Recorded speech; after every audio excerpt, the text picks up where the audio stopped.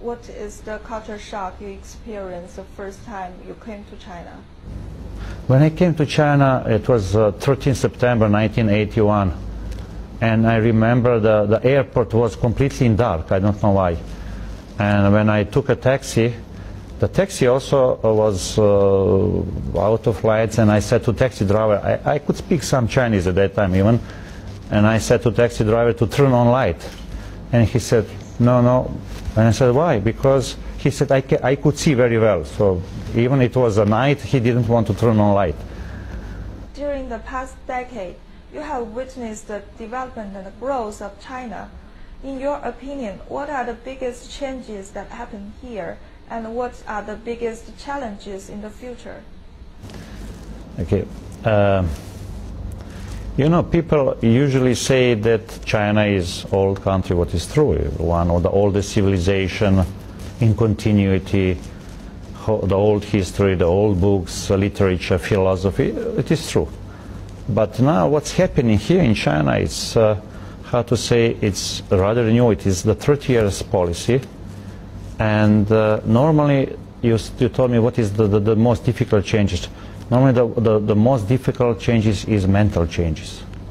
And it is not only in China. I am starting from my country. The reform of mind is the most difficult. You can build or rebuild buildings and cities, but to change your mind is the most difficult things. And China was very successful even in this area. So I am impressed what you have achieved. You changed a lot of things here in China in these 30 years. But what is very important, to say most important, you saved stability of country. So you had a tremendous progress, but still very, very stable situation in China. As far as challenges, you know, every country has some challenges, and the most important thing that you as a people and your leaders are aware of this.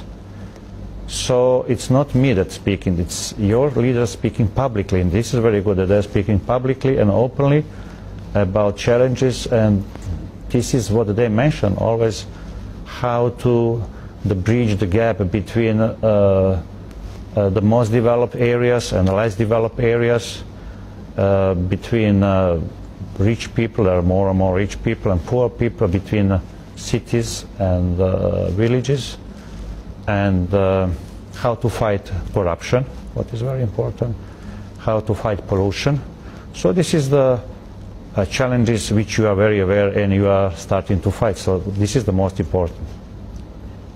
Based on your understanding and perspective, what direction do you think China is heading towards? I mean that China will continue to develop. And I am very happy that I can say that you are now focused on the quality of life. What is really, to say, rather new things in the whole of your history. It's not the issue of the productions at any cost and how to say the number and quantities, but the quality of lives. And you're doing now much more on education, on culture, on science, what is the basis for future generation, as well as you also are giving